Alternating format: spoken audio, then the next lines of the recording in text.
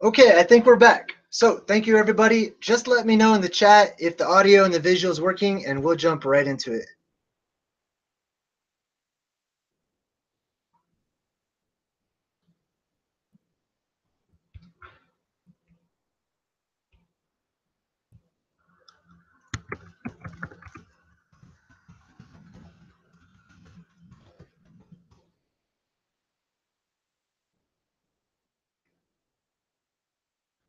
Okay, so it looks like we're good. Everyone's saying it sounds good. It looks good. Great. Awesome. So like I was saying, I'm going to exit the chat right now. And we're going to get right into it. I just want to triple check real quick. Give me one more thumbs up if the audio and the visual is good. I would hate to talk for an hour and then none of it worked.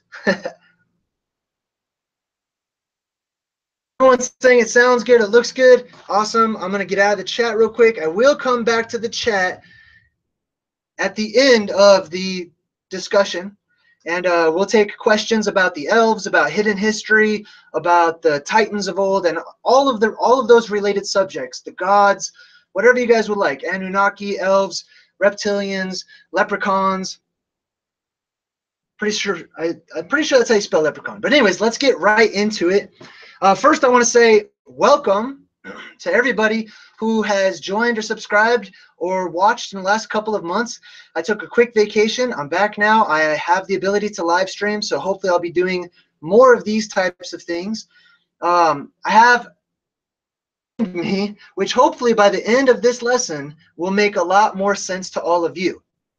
So we're going to be talking about the reality behind the legends and the myths and the stories of what we call the elves or the elven race. We see them all the time. It permeates our society and our fantasy cartoons and movies and books and all of these things. Elves are behind the scenes all over the place. And I'm going to break it down. We're going to study the etymology of the word elves, how it relates to the El or the Elohim or the ancient gods, and we're going to keep on going and build momentum in order to connect a lot of puzzle pieces today. So thank you for joining me, and let's get started. Whenever you think of elves, when you have thought about elves or an elf in the past, do you think about things like Keebler cookies and elves making cookies in trees, or elf on the shelf, or maybe a bunch of nerds all getting together playing Dungeons and Dragons, and they all talk about elves and they're very interested in it? Or maybe the Lord of the Rings or something fantastic like that, something not very serious or believable. Now, for those of you Dungeons and Dragons players, I do also from time to time play Dungeons and Dragons, so that's not a put down. I am in fact a nerd, okay?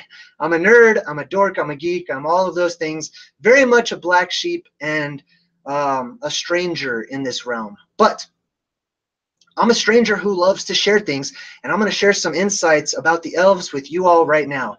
We're going to start at the top of this. At the very top, you can see some glyphs, some symbols that I've written down. This top one up here is ancient Phoenician. It's two symbols written from right to left. Now, a long time ago, it's my theory that people used to write all the time with their left hand, which means they would go from the right all the way to the left so as not to smear the ink or to ruin the clay tablets as they went. That being said, since most people wrote with their left hand, that means that they were right-brained dominant. If you're right-brain dominant, that means that your creative side is opened up. Your imaginative side is opened up. And that's something that I think we've really lost, as at some point in time, somebody decided to force everyone to write with their right hand, making us left-brained dominant, very focused, very involved in mathematics and laws and the non-creative side. Now, obviously, it's best to be balanced, but that's an entirely different video. Anyways, this is written from right to left. The first character you see here looks like a bull's head or the head of an ox, which is exactly what it is. Now, ancient men would actually draw out an entire ox And that would be their picture. That would be their glyph for the meaning that they were trying to convey. Now, time man started writing so much that they developed shorthand. So instead of drawing out an entire body and legs and getting very detailed about it, they only would draw the head with the horns, because that's really all you needed. This conveys strength, right? The ox is the leader. It's a strong animal. It's full of muscle, so it conveys strength or dominance. This over here is simply a shepherd's staff. It's a staff, you know, if you've ever seen Little Bo Peep, she has her little curved staff. All of the ancient Egyptian gods walked around with staffs. The staff conveys leadership, and that's really what it means. So here you have a sentence written in ancient Phoenician. It means strong leader. Now, I'm going to get into that here in just a bit, but this became more and more shorthand until basically people would draw it. They would draw it like that, and then they would draw it like that, and then it sort of went sideways, and they would draw it like that. That's how this became that, okay? And that's an entirely different video, but that's the short version of this. Now this, you might notice, as we switched from writing left-handed to right-handed and going from right to left, and we wrote from left to right, this glyph right here became our letter A, which means alpha or strength or strong. And that's a little history. It is important to know before we go on. Now, we have the letter A, and then this shepherd's staff became our letter L, right? It looks very similar.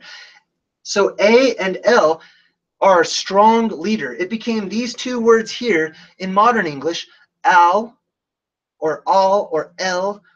This right here takes the place of almost all of the vowels. So you can say it various ways based on dialect and pronunciation and things of that nature. So al means strong leader. Ale, which is how you pronounce that, ale. Ale means strong leader. This word became what we call today the word God. Okay, so our strong leader, El, it's actually written like that in many of the ancient languages, especially Hebrew and Phoenician. It is written time after time as El. Now, some people across the world, they might say Allah, and then they sort of pronounce it with a strong L. So it comes across like this. Allah, Allah, right? Just like in Hebrew, a little baby would call his father. The word Ab means father, but children would say Abba, Abba. Allah is the same pronunciation of the word Al or El or Al. Allah, it means God, it means strong leader. Now, El in Hebrew or ancient Phoenician, if you pluralize it, and keep in mind this is a very short version, right? Elohim. This basically right here is pluralizing the El. This means many El, many strong leaders, many gods. Keep that in mind because we're going to come back to that. It's going to help us to understand other words that we use today. Now we're going to move on to this next section. You may have seen this symbol right here written in various things like the word ether.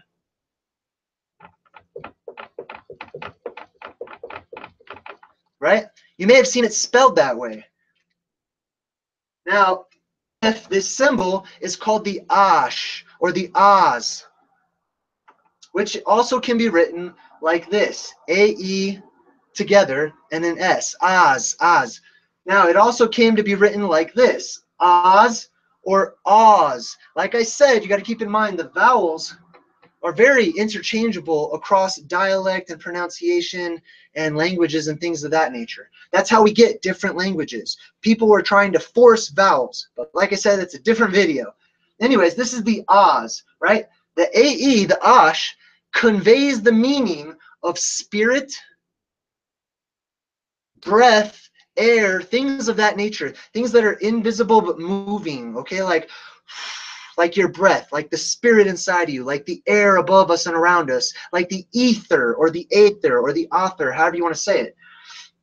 Now, whenever you put the S sound or the Z at the end of it, it conveys spirit, but it also conveys strength. So this literally means a strong spirit, or by extension, a long life, a very long life, or by extension, again, an immortal, the Oz, right? Now, some of you might already be making the connection to the Wizard of Oz. Why is it called Oz? You know, well, now we have a better understanding. The place of the immortals, the Emerald City, and we'll get into that a little bit later too.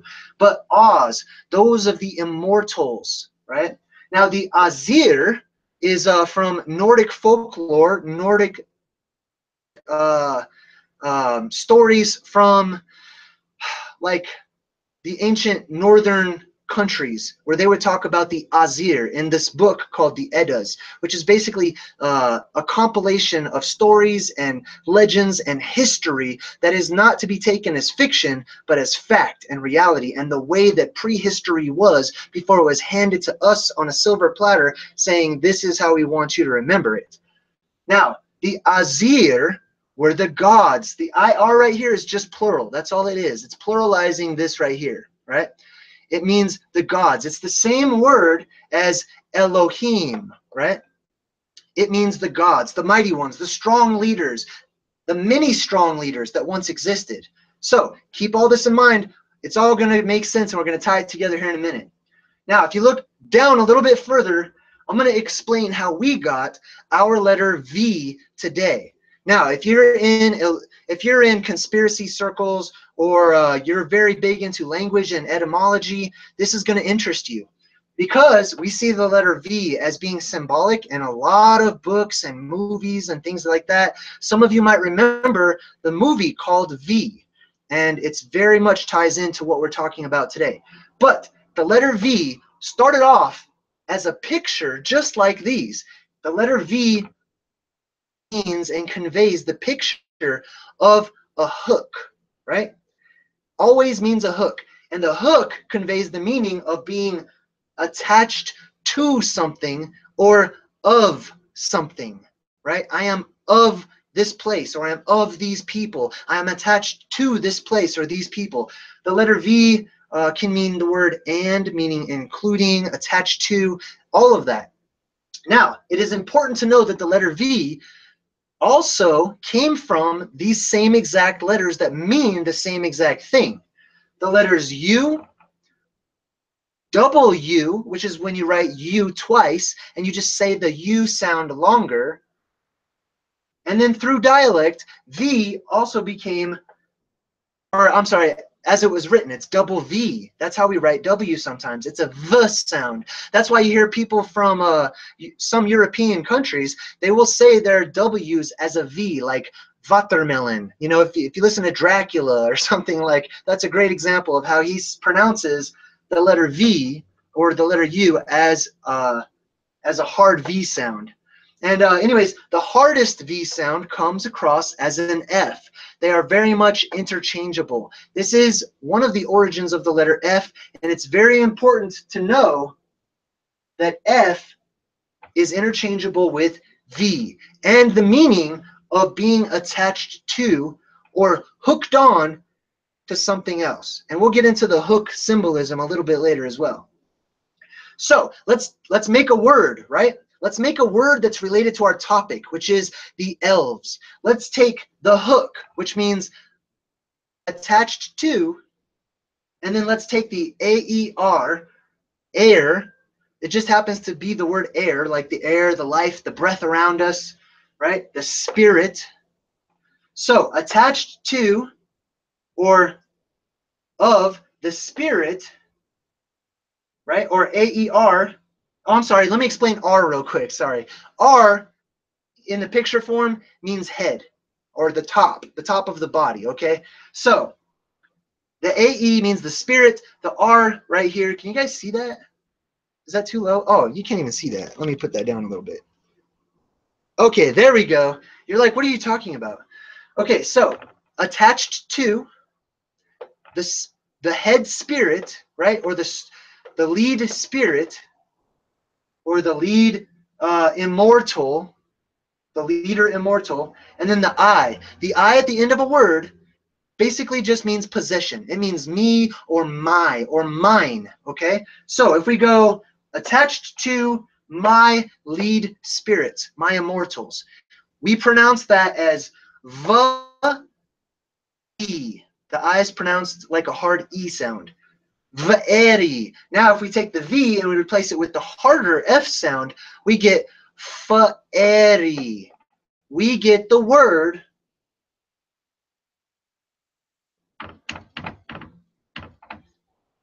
fairy, right?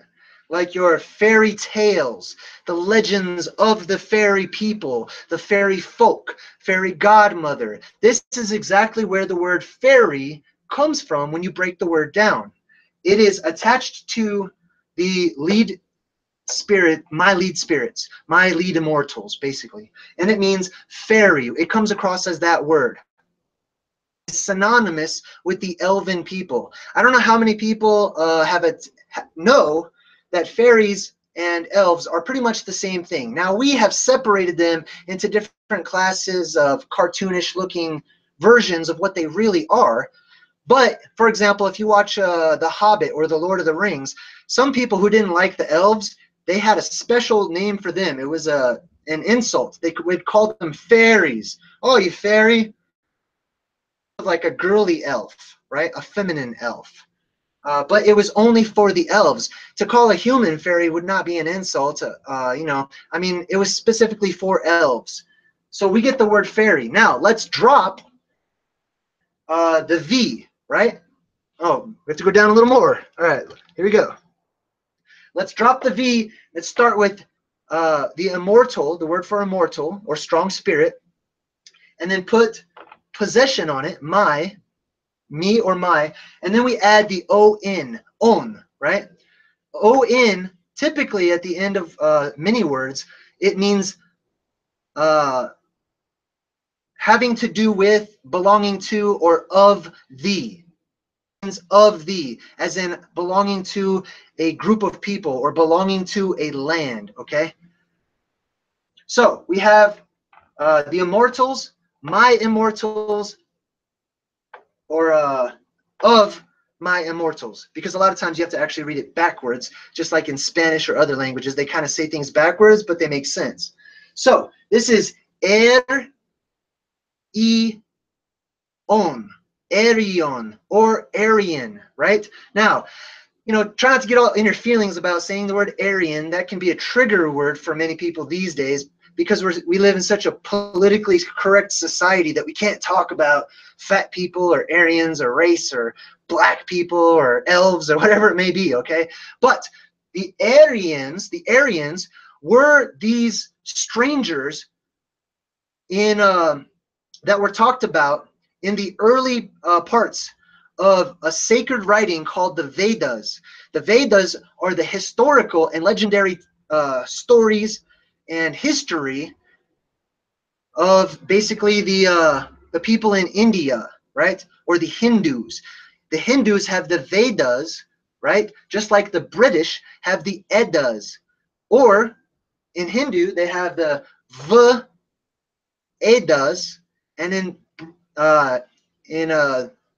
British land, whatever it's called, the Brits, they have the Eddas. Same thing. They're just the compilation of stories of history of things that really did happen. In both of these, the Vedas talk about the Aryans, right? The Aryans were these albino, large beings that came down and basically brought cultivation and agriculture and history and math and knowledge and the primitive people who existed in that area at the time, according to the Vedas, the Hindu writings. Now, the Eddas do talk about the similar people, but they don't really call them Aryans. They call them the aesir, right? Same exact thing, the aesir. So the aesir were basically the gods. And typically, they are the white gods. And when I say white gods, I'm not talking about human white, right? I'm not talking about racism and anything like that. I'm talking about close to being sort of albino white. I mean very pale white, right? Like we see whenever we watch the movies and they portray vampires or elves, or if you've seen the movie Prometheus, those alien beings that were bald and very buff and large and extremely albino. That's a great example of what these beings may have looked like, as well as the Aryan beings as well. And that gets into a whole nother trail of breadcrumbs, but we're going to go back to up here. Now, remember, like I said, the letter V can also be the letter U right here. So, of or attached to. If we go to the L and we put a U, it means of the L, or attached to the mighty leaders, the strong leaders, or aka the gods, attached to the gods. Elu or Elu, however you want to pronounce it. Now, right now, if you guys have a computer, I want you to jump on Google real quick and just type in ELU of the 9, right? Now, what is that? Just a side note, just because it's interesting. Some of these secret societies that are not really secret at all, and that's a whole different video I'll be doing, right? But like the Scottish Rite, Freemasons, they actually have degrees, and each degree or every level that you become as you advance in your so-called knowledge, they give you a title. One of those titles is the Elu. Elu, if you Google it, it will tell you it means elected leader, right? Or the El acted, the L who takes action. I think that's where our word elected actually comes from, right? I'm just sort of speculating right there, but that makes a lot of sense to me. The Elu. Now, we can replace the U very easily with the V, and we get elv, right? Of the gods, or of God, or of the mighty leaders. We can also replace it with a hard F, the elf, elf. It all depends on dialect. It all depends on where you were and how people spoke and how hard they made their vowels and their consonants sound. This is all the same word. It is the word for the ancient gods, the ancient strangers who came into our world and changed history and created everything and set the stage for where we are today. Now, let's get even more deep, right? Let's go back to the AL form. Remember, I said if you put the I, let's go back to the I, down here. The I is possession, right? It means me or my. So let's put an I on Al. Ali, right? Some of you already recognize that as a word. Ali, it means my leader, my God, my strength, right? My strong leader. But if you put down here, remember I said O-N means of or from, right? If we put the O-N on it, we now have this, Alion, or Ale. This is actually pronounced Ale. This is also pronounced Ale, depending on where you were from.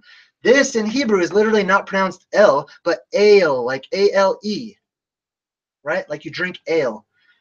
Ale-E-on.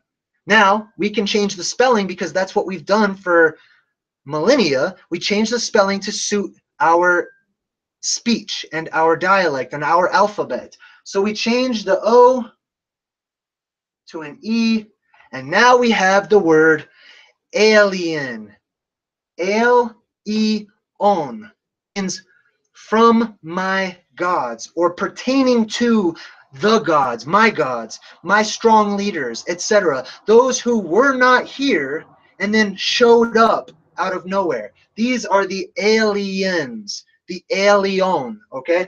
That is where we get the word alien. The aliens are the exact same as the fairies, the Vaerions, the Arians, the Aryans, the aesir, those from the land of Oz, the land of the immortals, those who don't seem to die in comparison with us who live such short lifespans. Elves are known for living for at least 1,000 years, back to a time when people lived much longer. So this is alien, right? Now I'm going to switch gears even more for a minute. We're going to talk about aliens, okay? Let's talk about the aliens. When we talk about aliens today, it is so cartoonified.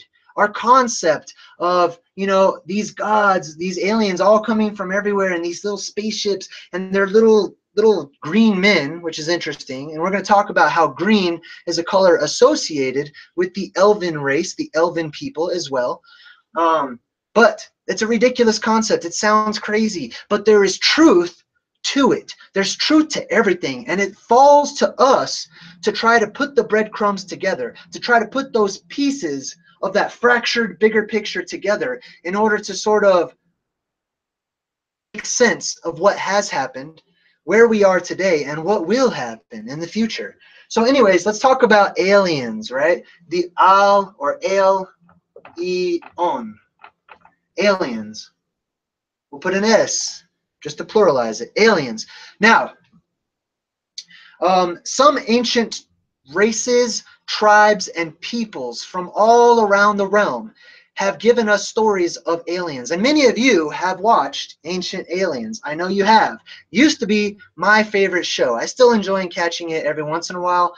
I loved the guy with the crazy hair. You know, every episode, his hair just got like crazier and bigger. And then there's the other guy who says like, of ancient Anunnaki were the gods. Anyways, okay, I'm just joking around. But you've seen Ancient Aliens, right? Now, in the show Ancient Aliens and many other books, some tribes spoke about these aliens as being the fish gods, right? The gods of the fish. That's our symbol for the fish. Or really, it should be written like that because they were walking. These are the legs. This is not a fin. It's not closed off, okay? That's a closed off fish. That's actual fish. This right here, this is a fish with legs, okay? Which is how it started off. Which is also why we have those ribbons. Back of everyone's car, they have these ribbons that just happen to be in this exact shape. That's where that comes from, okay? It harkens back to the fish gods, okay? Now, why did they call them the fish gods? Well, it's because, now I'm going to give you a little bit of my own opinion here, and I'm speculating a little bit, but I'm also using reasoning and a lot of breadcrumbs that I've followed in order to help make sense of this. The ancient peoples would look upon these elves, or elves, or Elven Race, or Elohim, or aesir, or whatever you would like to call them, and they recognized that while they had a similar appearance and structure, while they were humanoid with arms and legs, composed differently than the humans were composed. They had a different look to them. Some called them the shining ones, the shining gods, and many reported that they had scale-like skin. Their skin seemed tougher and sort of scaly to the sight, right? So they were shiny and they were sort of scaly. So what is primitive man, or whatever they were, what do they automatically do? Instead of thinking, you know, instead of being able to have dialogue and ask them, you know, what's your skin made out of? You know, why are you different than me? They just jump to the conclusion they look like fish. Fish have scales, and these people have scales, so they must be fish gods, right? Or some people call them the Dogon. Dog, right? It's actually pronounced dog, means fish, okay? Fish. And then O-N, like I said before down here, O-N means of the, right? Of the fish, okay? The Dogon. There's actually a tribe in Africa called the Dogon Tribe. Now, I'll tell you an interesting story about the Dogon Tribe. They say that these fish gods came down and tried to speak with them. And one of the first things they did is they pointed up at the sky, and they pointed at a particular star system called the Dog Star, Okay, that's why we have the dog days of summer. The dog star Sirius is out. And they would point to the star system Sirius. And they would tell them, you know, there's actually a couple stars right there, 2 or 3 stars. That's where we're from. Tribal people, primitive man, well, they're from way out there. They live on that star, right? They live on that light. They are from that light right there. Now, here's my theory on that. And I'm going to go into this in other videos, but my theory is that we live on a realm, a flat plane of existence.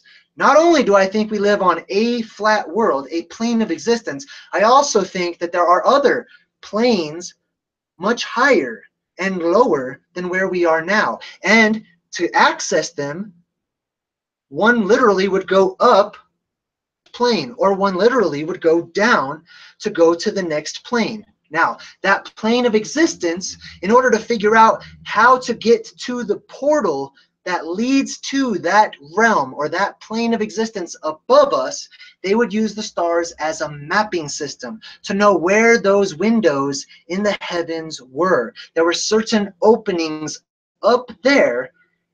Speculate and theorize that that's exactly what those fish gods were doing when they said, we came from right there.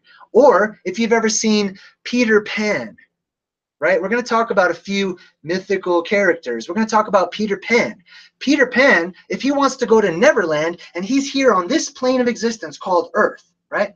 He's in London or wherever, and he wants to go to Neverland, he goes up every time, okay? Neverland in the cartoons and in Peter Pan is never described as, like, you know, in space, okay? But he says to get to Neverland, you have to something to the effect of, it's the 3rd star from the left and straight on until morning. Peter Pan uses the stars as a map of how to find the portal to get to that other realm. Now, just as a side note, I'll make other videos, but I speculate that those realms are separated by water, okay? So there's like an ocean of water somehow above us, and there's one right here where we are, and if you go through that one, you'll end up in another realm as well. If you've ever seen Moana, you know that Moana jumped into the realm of monsters through the ocean and dropped through the bottom of the ocean into a land that had air and oxygen, and she could breathe and everything. Same thing when you go up, okay? Now, keep in mind, Peter Pan is an elf, okay?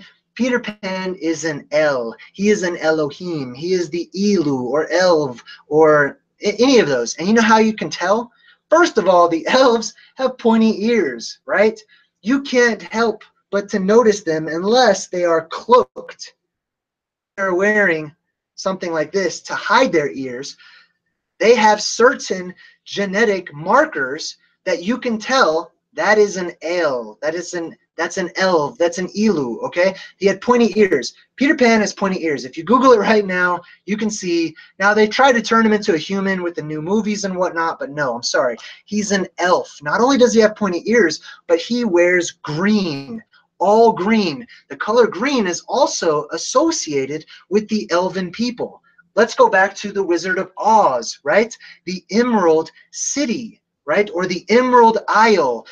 The place of emerald green, okay? Green, that emerald color of green has something to do with the elven race, the gods, or magic, or things of that nature. All these are very interrelated.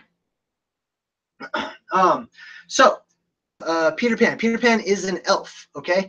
And he wears this color green, and he has pointy ears, okay? And green is associated with Oz and magic, and a lot of times when you're watching movies and some sort of crazy magic is involved, you know, something mysterious, you'll see like this sort of green ether everywhere. Also in Sleeping Beauty, it's extremely prevalent there. But anyways, who else has pointy ears and seems to live for a very long time and is extremely knowledgeable, but our good friend from Star Trek, Mr. Spock? Star Trek. Spock, I'm convinced, is also an elf. All of these elves, all of these elven beings, these gods, these Anunnaki or white gods or Aryans or Vanir or However you want to call them, they're all the same thing. But Spock is an elf, and I'll tell you why. First of all, his ears give it away. He's got these pointy ears. The Elven race seems to have had pointy ears and some other things like scaly skin and very strong and very lived for a very long time. They were the immortal ones, okay? But Spock is extremely knowledgeable. Now, the Elven race, the gods, were said to live for eons. They were immortals, right?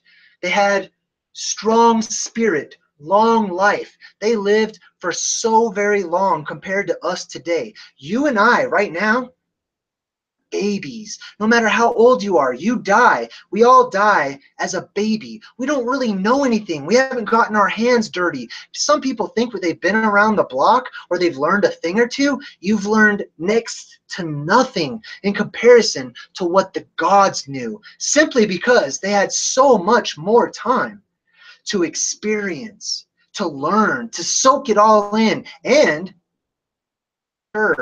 they would master their emotions. They would not allow, some of them, not all of them, of course, but they would not allow their emotions or their passions to rule over their reasoning. Excuse me.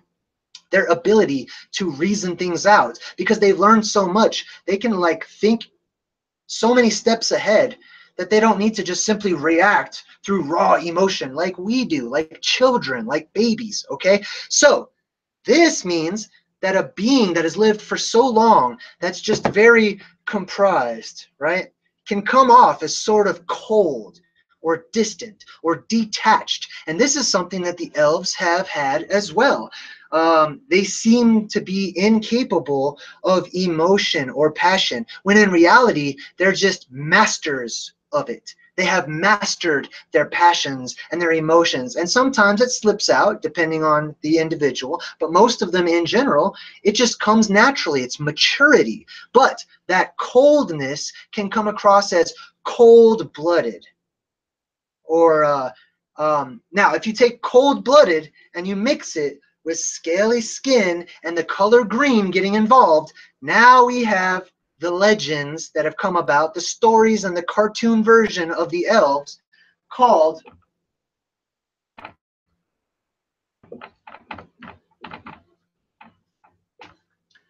the Reptilians, right? The reptilian alien race, the alien, the El-Eon, right? The Reptilians, the lizard people. It's just as ridiculous as the fish people. It's the same exact thing. You know, we take what we think we know, you know, our world here, we take our basic childlike knowledge and we go, oh, that reminds me of a fish, so it must be a fish person. Or that reminds me of a lizard, you know. Associated with the color green, they have scales and they're very cold and reserved. So they must be lizard people, right? That, to me, as I assume it would be to them, right? Now, many of you out there watching, you may have stumbled across the theory of evolution and Darwinism, and how many people say that because monkeys look just like us, you know, they look very humanoid, right? I like pretending to be a monkey sometimes. It's fun. But anyways, monkeys look like us, right? And so we must come from monkeys, right? Which is funny. Not monkeys come from us. And monkeys are just like humans that just totally de-evolved back into such basic beings that they became animals, which to me would actually make more sense. But no. We're taught that monkeys turned into and evolved into humans because we seem like them. Now, if that concept is as ridiculous or offensive or humorous to all of you, think about how ridiculous or humorous or insignificant the concept of being a fish person or a reptile person would be to these beings, okay? That is so, so many words. It's disrespectful. It doesn't seem to be anywhere near something that our reasoning would tell us about these beings, right? They would probably pity us for thinking something so cartoonish of them. Not only that, but oh my gosh, can you imagine how brilliant most of them were? just because they lived for so long and they had so much experience on life and everything. So anyways, why did they have scales, right? Let's talk about the Ale, or the elves, the Elu, right? The Aesir, those from Oz, etc., etc., and so on and so on.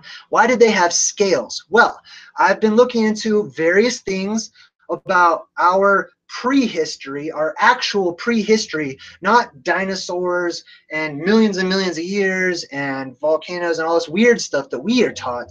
I'm talking about hidden history that has made its way and has just succeeded in keeping up with us, even though we've tried to forget it, even though it's been lost to us, even though people have burned it and ripped it up and thrown it away. The truth continues to come back in some way, shape, or form. We have kept the truth in the form of legends and myths and fantasies and movies and books and all of these wonderful things.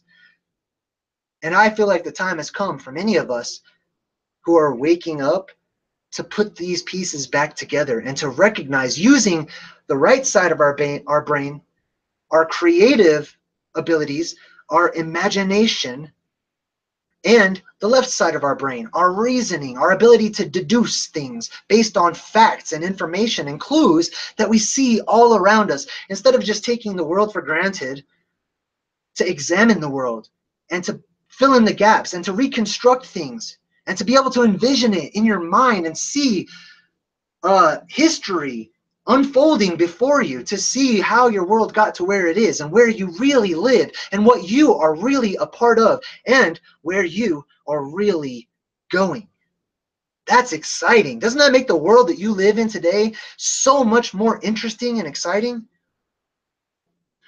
So that's one of the reasons why I'm here, to share that with you, and hopefully it'll help to open up your minds, so to speak, right? We want to help Fantasia to grow. Anyways, so let's get back to what I was talking about.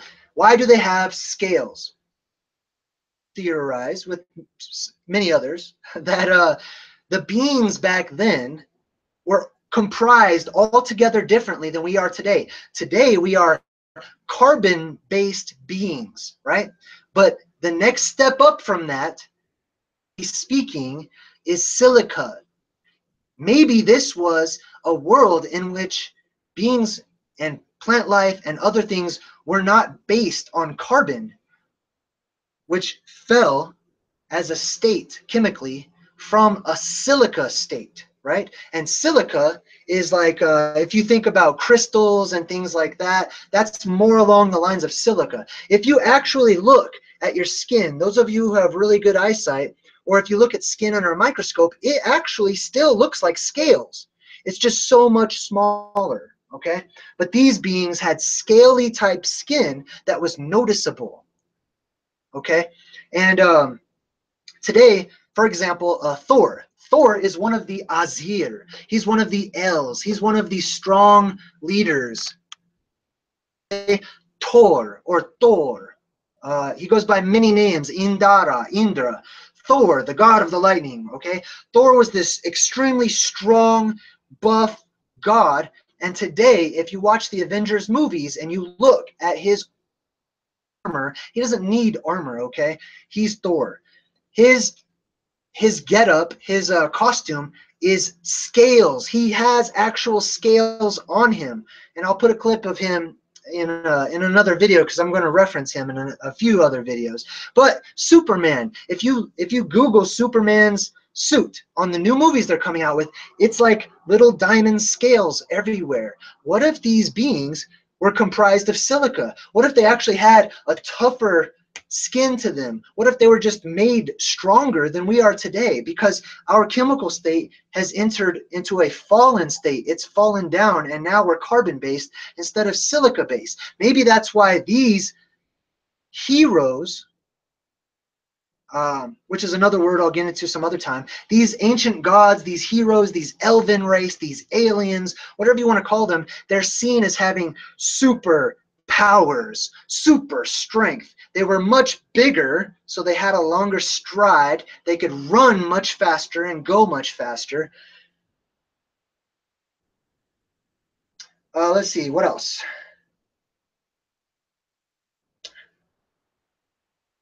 Sorry, I totally just like lost my train of thought.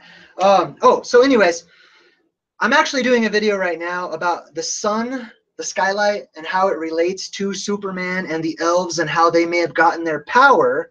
They may have received power from that particular light source. Please check out that. I'm spending a lot of time editing it and stuff, but it's going to be a really interesting video. I'm going to be talking about the Titans and how the sun may have been introduced as a weapon in order to hinder the Titans, or even maybe help to kill them off, or strengthen those elves, those Elven Race, those superheroes, those Superman's name is Kal-El. I don't want to reveal too much in my video early, but anyways, it has to do with astrology and how this affect us in reality today, and how much more it may have affected these beings, and that maybe that's where we get Superman and things like that. What else do I want to talk about? Oh, Leprechaun. I'm going to talk about leprechauns real quick. That's why I wrote it up here, to remind myself. I'm going to go ahead and spell it out, because we're going to see how leprechauns are related to elves and the gods. So let's go ahead and get rid of the word alien, and we're going to spell out leprechaun. Let's spell it in green, just because we're having so much fun. I hope. I've not looked at the chat at all. So after the whole leprechaun bit, we're going to jump into the chat. I'm going to answer questions. So think of some questions that you might have in relation to the topic, please. Okay. So let's write out leprechaun. Leprechaun.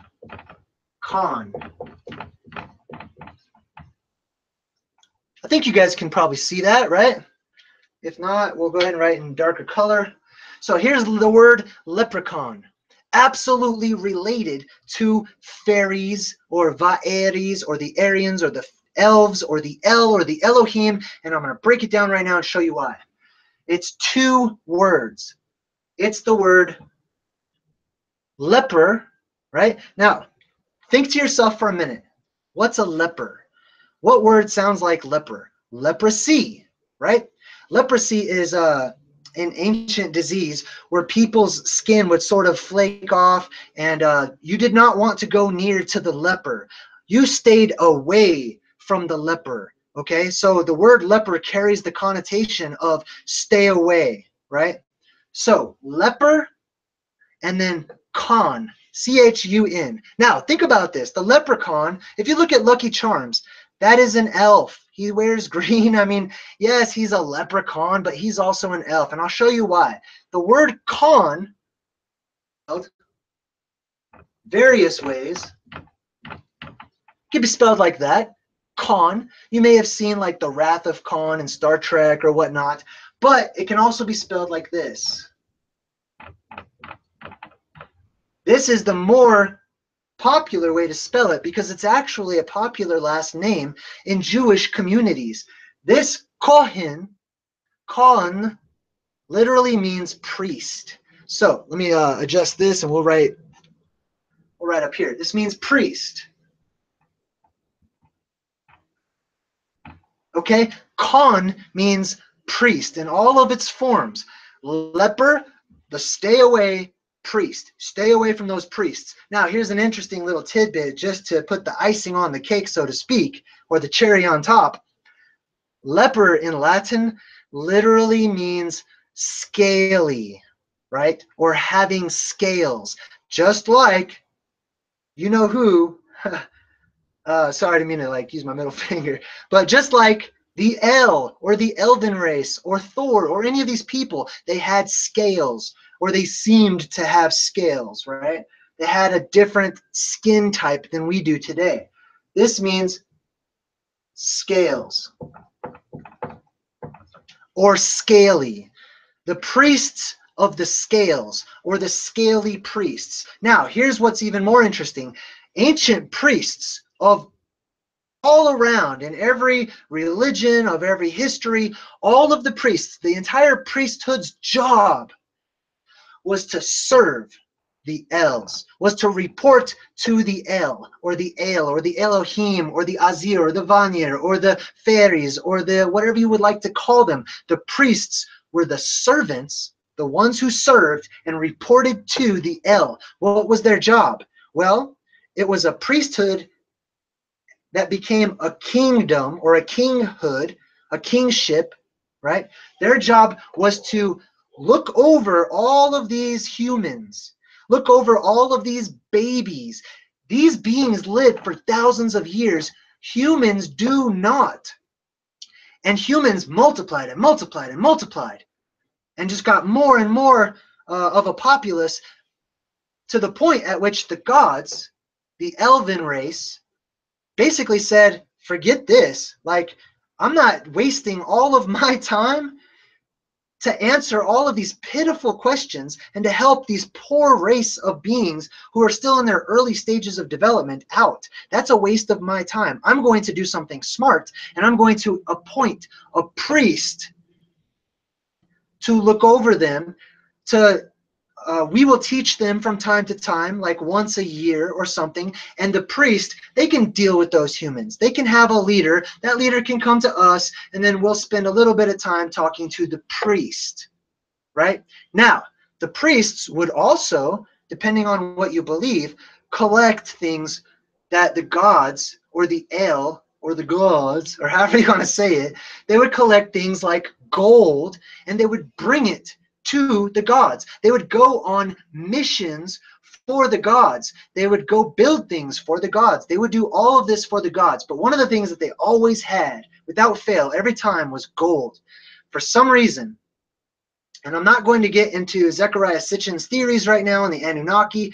That's for another video. But basically, the gods were renowned for wanting gold, to make things out of gold. And gold has various properties that we all know a little bit more about today.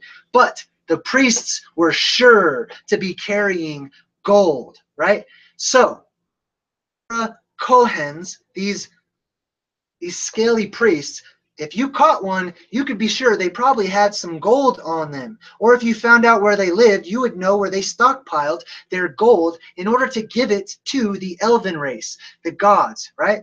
Here's another thing. The priests also interceded for mankind from time to time, every once in a while when they thought it was important, and they would ask favors of the gods to intercede on behalf of the humans, right? So if you, in theory, caught one of these leprechauns who was sure to have gold, you also could make a request of him to be granted by the El or the Elu or the Elohim. Basically, you could make, right? If you caught a leprechaun, you could make a wish. They would have gold. Their color is green. They're elven. They report to the elves, even if they're not elves. So let me just check some of my notes here to see if I have anything else before we jump into the question and answer portion here. I think we talked about a lot of stuff. Oh, I did skip Santa Claus.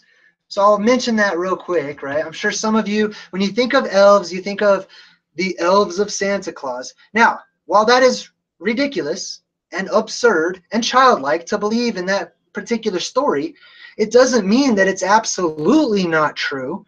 There are breadcrumbs and little grains of truth. Everything is truth. It's just fractured truth, okay? It's just tied into knots. It's all the truth, but we have to untie it. We have to put those fragmented pieces of truth back together to make sense of it. Use our creative side and our logical side together as a team. Now, Santa Claus, that whole story is real. Santa today is a big, fat, jolly human with magical powers. He didn't start off as a human. He's an elf. If you look up old pictures of Santa Claus, Santa is an elf. He lives amongst his elf buddies. He's one of the leaders of the elves, of the Elven race, okay? But he lives up at the North Pole, where it is speculated there is actually some sort of entrance into one of these lower realms or other realms. Like I said, you can go up to access some realms or planes of existence, and you can go down to access some planes of existence. So the story behind Santa and his elves has some truth to it. But yes, those are the elves. Hopefully this makes sense. Let me recap. The word el or ale, right? Also related to alien, the aliens, right? Also related to the people who live in Oz, the immortals. Also related and the same as the aesir, the strong ones, the immortal gods of old, of Nordic and Celtic and all these other legends of the North, right? Also related to the fairies, the Vaeries or the Erion, the Aryans. Also the hook. Now the hook is something interesting, okay? You're going to notice the hook everywhere. It's the V symbol that seems to be all over the place. They put it everywhere. But that's another video because that's a whole Saturn video, and that's going to talk about Saturn and stuff. I also did want to say on a side note, because I just remembered, if you ever watch Stranger Things, okay, great TV show on Netflix. I don't even watch TV, but I like that show. In Stranger Things, it goes into some really deep, hidden stuff, like the Montauk Project, and sort of touching on the Illuminati and the spiritual world, and all this type of stuff. Well, there's this girl with powers, right? She has these powers. She's different. She's a powerful girl, and her name is 11, right? Evan, right? Or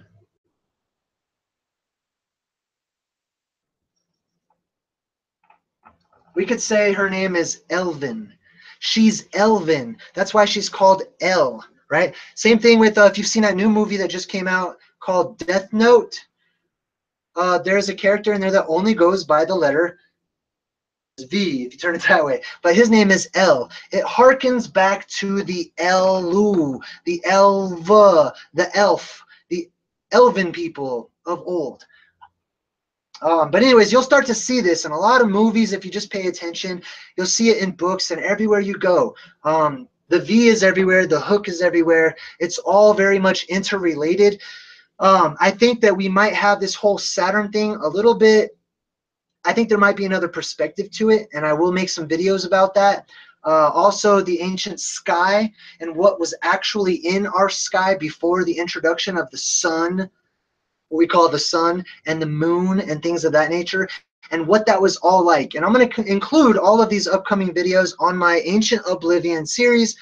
I want to thank everybody for watching. I hope I didn't forget anything or leave anything out. I'm sure there's so much more to talk about.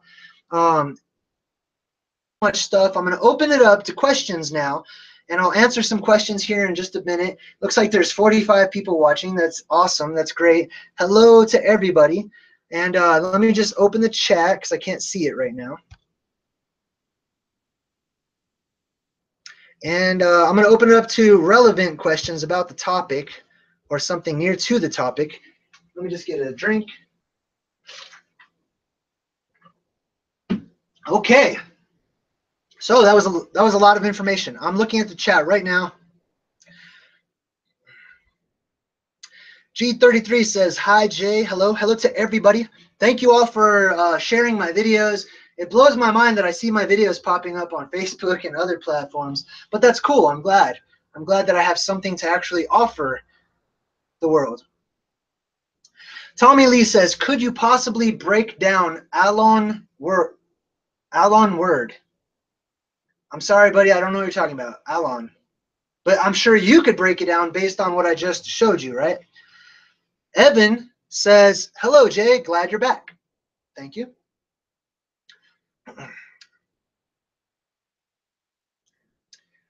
Dimitri says, do you believe in subterranean worlds and races? Absolutely. And if you rewind the video a little bit, I actually talk about how there are different planes of existence above us and below us.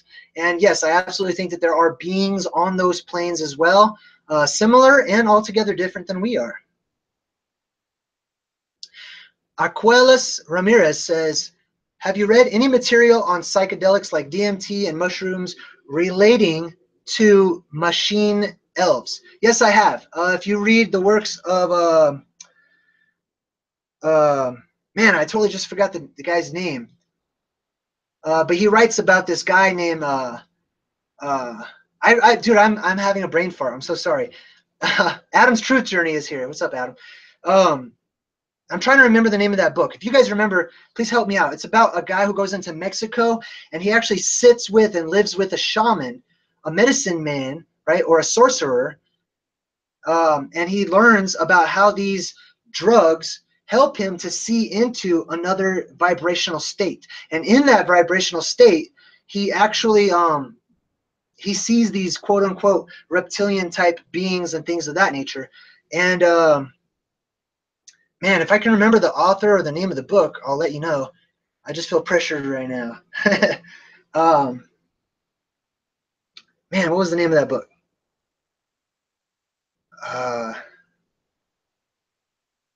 I forgot. I'm so sorry. But anyways, if somebody knows it, bring it up in the chat. I'm sure you could Google it and find it. Tommy Lee says, Lord of the Rings has all these fantasy races, and I do think some variation of all those races walked Earth at one point. And I agree with you. I think that the Lord of the Rings and its prequel, The Hobbit, and that prequel, the Silmarillion, you should definitely check out the Silmarillion. It talks about the Titans that once lived before the elves, before all these other races of little beings and giants and other things, that the Titans terraformed this world, and they came here, and there was this battle between them, and one of the main Titans sort of became a bad guy and sort of became selfish and dark and had his own agenda. Naz says, have you figured out how to get out of this realm? Easy. Thanks for asking. Food of the Gods, Terrence McKenna. No, that's not the book, but I'm sure that one's good too. Oh, what about Avatar, G33? Excellent point. Good movie. Now, Avatar is a perfect example of these godlike giant beings who were blue, right? They were blue. Why were they blue? On that planet. That whole movie, Avatar, is basically a sort of cartoon version of what really used to be here on Earth, what life was like. And I think my theory is that these white, elven, albino-looking alien beings were under a completely different light source that gave off a certain color spectrum, and they appeared to be blue. It looks like they were literally shining. They were the shining gods. Let's see. Let me make sure I didn't miss anybody here. Oh, Lori says, happy birthday. Thank you. Today is my birthday. I don't like to brag about it or anything, but yes, today's my birthday. Let's see. Vertaline says, do you think these beings on other realms are actually corporal beings or more light-based, higher vibrational beings? I think they're both. I think all of these realms have spirit beings, okay? They're just at different densities and vibrational states than we are. I also think that they're very physical. I don't think that the realms above and below are all too much different in the aspect of having dense physical matter and bodies. Thank you for everyone saying happy birthday. Thank you very much for, yes, I was born a long time ago on this day and whatnot. Oh, that reminds me, as far as dates and times go, keep your eyes out on an upcoming video because I basically, gosh, I really hate to do like an end of the world video, even though I don't believe in the end of the world. I believe in time as being cyclical, and that there was an apocalypse worldwide or all throughout the realm that sort of destroyed a lot, but it also made way for growth and for new things to come in its path. And back in 2012, before December, there was all this hype about the Mayan calendar. I decided to write out on my own using all of the information I could think of. I did months and months of studying, trying to actually come up with my own timeline point and find out when that quote-unquote apocalypse or unveiling or catastrophe, if you want to call it that, would happen. And honestly, that's one of the reasons why I think I'm here, because I feel like I have something called spirit memory or energetic memory, okay? I feel like a stranger in the world around me. I mean, I know that I'm here, but I don't feel at home here. I feel like I know in my energy that I have lived during the times that I'm talking about right now, that I've experienced these things, and that I've been through a cataclysm before, and that, man, I'm probably here to go through another one, but that's okay because I'm here to help people out. Age of Disclosure, hey, I love your videos. You're doing a great job. Keep up the good work, and thank you for saying happy birthday, along with everybody else. 33 is talking about Rh negative blood types. I absolutely am convinced that's where it comes from. Okay, blood types were different in these beings, and some of that blood type is passed on to us. Many of us are actually related to the El, or the Elven race, and that's why many of the elite or the elected people in the world today, they're so big on bloodlines and keeping their bloodlines pure, because they have this particular blood type. And it gets a little deeper into that, but that's a totally different video. Lori says, by the way, you need mods. Okay, well, I'll think about that in the future, but honestly, that's why I took a break from YouTube, because I just like, I'm focusing on the goal, you know what I mean? Because I'm very different. I don't know if you guys have noticed, and I'm not trying to come across as being holier than thou or better than anybody, but I am different. And it's very hard for people who are like myself to explain it, but I can feel a lot. I can sense a lot. I get information and energy from everywhere all at once, and it fluctuates. Sometimes it's extreme and it's intense. So I pick up on the density of the realm that I live in right now, and the energetic vibe and all that. That's why I had to take that little break. You know what I mean? So I'm not really going to focus on it, but if you want to, email me about it or whatnot. Okay, so life in an alternate universe says that they don't believe that they have the Rh negative blood. Oh, he or she is basically saying that they don't think that the elite have Rh negative blood type, and that's fine if that's your thoughts on that. I think that they do, and I guess I'll leave it at that. Rh negative blood does not guarantee that you're a good person. It just doesn't. It does not guarantee that you're more apt to be positive or helpful in the world today. But it does give you certain genetic predispositions that you can use as a tool in whatever energy type you have. That's how I feel about it. Okay. Does anybody have any other questions? I'm going to wrap things up. We'll give it 5 more minutes. Any questions about elves, prehistory? I will be talking about the Purple Dawn and the other skylights that used to be up in our atmosphere. I hope you guys are enjoying the videos that I've been putting out. And I was thinking about making a series, like very simple, short videos for the flat earth, talking about flat earth theory. So I might do that. Just put out a bunch of real short clips like, hey, this is pretty simple. Kind of like the last one I did. All right, so I'm gonna answer one more question.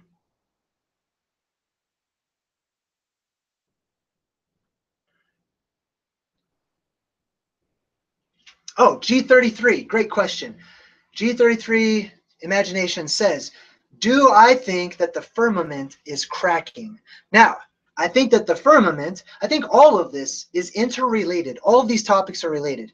I would highly advise watching my video about the sun. I think I called it the Revelation Sun, but I talk about how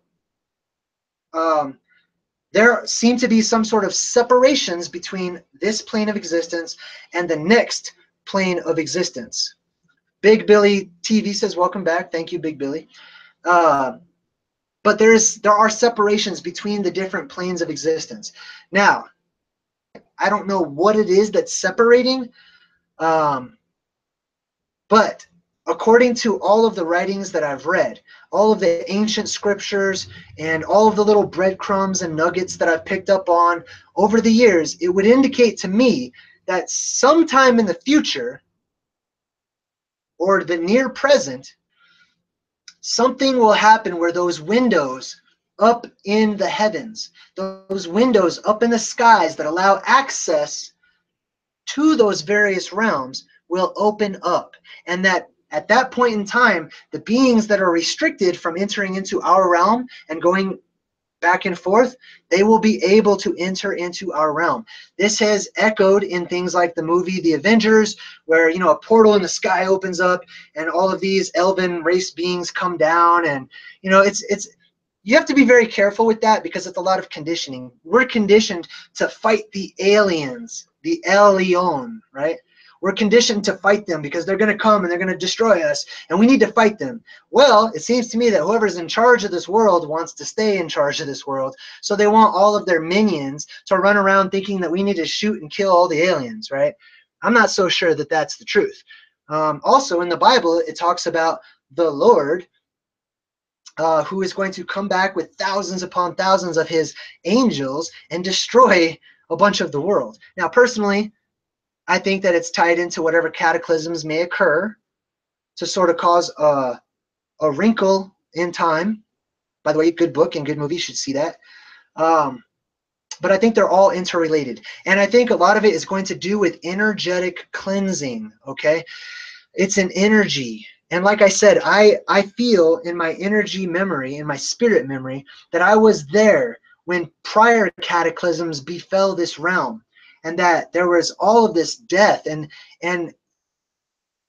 the world was on the verge of collapse because it was so horrible. It was so bad. It was so dense that the earth itself, like, basically had to go through a cleansing process that we call cataclysm. And I will be talking about that sometime in the future as well. I'll just touch on it, though. That world that once existed was so bad that it was on the verge of cataclysm. But, like I was telling one of my good friends the other night, that world, as bad as it was, still would have seemed like paradise to us today, because that world at least had passion.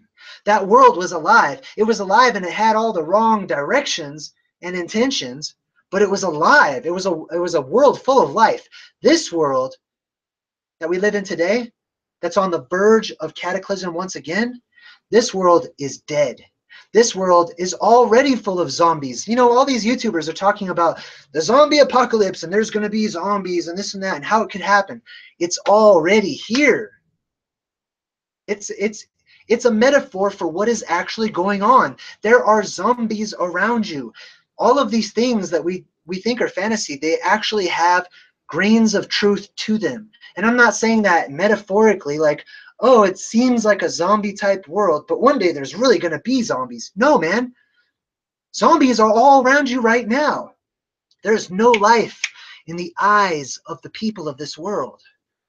And not only that, but it's a very numb world. The world is numb. It can't feel anything. It's electric. Electricity is everywhere. I don't remember electricity being all that necessary during the last cataclysm or right before it. But this world is all electric, and there's no life, and people are numb, and they're all just walking around, and they're just feeding the energy here. And it's different. It's similar in that it needs to be washed away and start brand new, but it's also different. But like I said, that's something I'll talk about in another video. Anyways, thank you everybody for watching. I hope this all made sense to you. If you got something out of this, touch base with me and just let me know. You know, if it helped you out to understand things a little better. I'm going to be talking about the Elven Race, and please keep in mind I am referring to the ancient elves, the gods, the aesir, the immortals, all of that.